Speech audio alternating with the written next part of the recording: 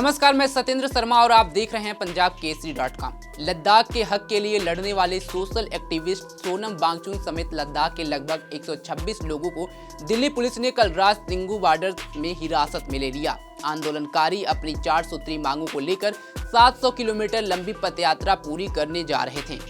सोनम वांगचुक देर रात जैसे ही हरियाणा से दिल्ली में दाखिल हुए तो पुलिस ने उन्हें रोक लिया। पुलिस का कहना था कि यहां उत्तरी और मध्य दिल्ली समेत कई इलाकों में BNNS की धारा 163 लागू की गई है, जिसके तहत 5 से ज्यादा लोगों के एक साथ जमा होने पर पाबंदी है।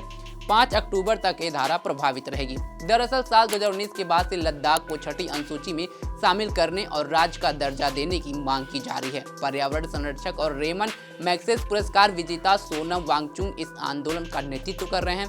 उन्होंने 1 सितंबर से लद्दाख से दिल्ली चलो पदयात्रा शुरू की थी। वे लगातार लद्दाख के मुद्दों, लेह और कारगिल से जुड़ी मांगों को उठा रहे हैं। वांगचुक का कहना है कि अब तक केंद्र सरकार मामले को लटकाए हुए है। हालांकि मार्च में हिस्सा लेने वाली महिलाओं को हिरासत में नहीं लिया गया है। दिल्ली चलो पदयात्रा का आयोजन लेह एपेक्स बॉडी द्वारा किया जा रहा है, जो कारगिल डेमोक्रेटिक अलायंस के साथ संयुक्त रूप से 4 साल से आंदोलन चला रहा है। पहली मांग है लद्दाख को पूर्ण राज्य का दर्जा दिया जाए। दूसरी मांग संविधान की छठी अनुसूची में शामिल किया जाए। तीसरी मांग लद्दाख के लिए एक लोक सेवा आयोग के साथ शीघ्र भर्ती प्रक्रिया हो।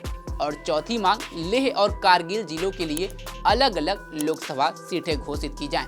लेकिन इनमें से सबसे बड़ी जो मांग है वो संविधान की छठी अनुसूची को लेकर के है। आपको बता दें कि इससे पहले इसी साल मार्च में भी सोनम वांगचुक ने 21 दिनों का अनशन किया था। तब उन्होंने सिर्फ नमक और पानी पीकर अनशन किया था। वांगचुक ने सरकार पर लद्दाख को पूर्ण राज्य का दर्जा और संवैधानिक संरक्षण देने का वादा तोड़ने का आरोप लगाया था। लद्दाख को लेकर कई मांगे हैं। सबसे बड़ी मांग है कि लद्दाख को संविधान की छठी अनुसूची में शामिल किया जाए ताकि उसे संवैधानिक सुरक्षा मिल सके। इसके साथ ही लद्दाख को पूर्ण राज्य का दर्जा दिया जाए। इसके पीछे तर्क है कि पहले अनुच्छेद 370 की वजह से लद्दाख को संवैधानिक सुरक्षा मिली थी, लेकिन अब ऐसा कुछ नहीं है। छठी अनुसूची में संविधान के अनुच्छेद 244 और अनुच्छेद 275(1) के तहत विशेष प्रावधान है। इसके चलते ही असम, मेघालय, त्रिपुरा और मिजोरम में जनजातीय क्षेत्रों का प्रशासन है। छठी अनुसूची के तहत जनजातीय क्षेत्रों में स्वायत्त जिले बनाने का प्रावधान है। छठी अनुसूची स्वायत्त जिला परिषदों के गठन का प्रावधान करता है। इन स्वायत्त जिला परिषदों को लैंड रेवेन्यू जमा करने, टैक्स लगाने, कारोबार को रेगुलेट करने, खनिजों के खनन के लिए लाइसेंस या पट्टा जारी करने के साथ साथ स्कूल, मार्केट और सड़कें बनाने का अधिकार भी होता है।